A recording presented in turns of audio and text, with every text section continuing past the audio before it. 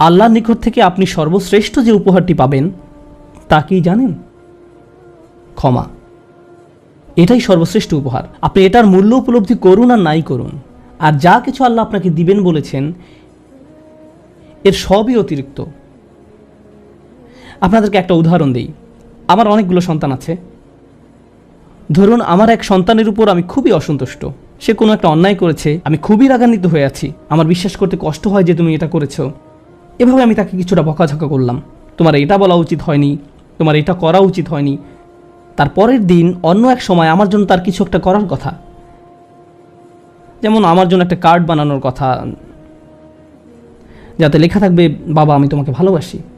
সে জিনিসটা আঁকলো, কিন্তু তারপর কি মনে করে কাগজটা টুকরা টুকরা করে ময়লার বক্সে ফেলে দিল। এটা দেখে তার অন্য ভাই বলল, তুমি এটা ফেলে দিলে কেন? জবাবে সে বলল, বাবা আমার উপর খুবই রাগান্বিত, তিনি এটার প্রতি কোনো গুরুত্ব দিবেন বলে মনে হয় না।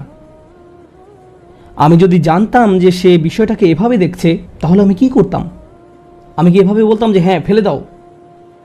না, বরং আমি আবেগে কেঁদে ফেলতাম। কিভাবে তুমি ভাবতে পারলে যে আমি তোমাকে আর ভালোবাসি না? হ্যাঁ তুমি অন্যায় করেছো, তুমি ভুল করেছো, কিন্তু তুমি এখনও আমার সন্তান। তুমি 1000 বার ভুল করলেও আমি তোমাকে ভালোবাসবো। আমাকে ওই কার্ডটি দাও, আমি সেটা ফ্রেমে বাঁধিয়ে রাখবো, ময়লার বাক্স থেকে নিয়ে গ্লাসে আটকিয়ে রাখবো, সারা জীবন ধরে যত্ন করে রাখবো। কেন? কারণ আমি আমার সন্তানদের ভালোবাসি, তারা যতই ভুল করুক না কেন, এমনকি যদি তাদের আচরণ আমাকে রাগান্বিতও করে। এটা শুধু আমি এবং আমার সন্তানদের সম্পর্ক। কিন্তু আমি আমার আর সন্তানদের নিয়ে কথা বলছি না। এই উদাহরণের মাধ্যমে আমি কথা বলছি আমার এবং আল্লাহর সম্পর্ক নিয়ে। আমি ভুল করি, আল্লাহ এমনকি আমাকে বকাঝকাও করেন না। আমি ভুল করার কারণে তিনি আমার উপর বজ্রপাত করেননি, তিনি আমাকে জাহান্নামে নিক্ষেপ করেননি, তিনি আমার হার্টবিট বন্ধ করে দেননি। যখনই আমি মিথ্যে বলি আমি বোবা হয়ে যাই না। প্রতিবার হারাম কিছু খেয়ে ফেলার কারণে আমার হাত অবশ হয়ে যায় না। হারাম কিছুর দিকে তাকানোর কারণে আমি অন্ধ হয়ে যাইনি। তিনি এখনও দিয়েই যাচ্ছেন। আর আমি কিনা চিন্তা করতে শুরু করলাম যে আল্লাহ আমাকে আর ভালোবাসেন না।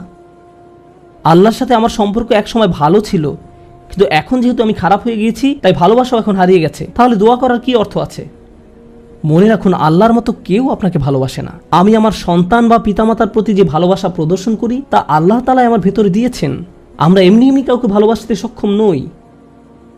ভালোবাসা আল্লাহর পক্ষ থেকে একটি উপহার। যদি আল্লাহর দুইটি সৃষ্টির মাঝে ভালোবাসা এত দৃঢ় হয়, আমাদের পক্ষে কল্পনাও করা সম্ভব নয় যে আমাদের জন্য আল্লাহর ভালোবাসা কত প্রগাঢ়, যে আমাদের জন্য আল্লাহর ভালোবাসা কত গভীর। কেউ এর বিপরীত বললে তার কথায় কান দিবেন না।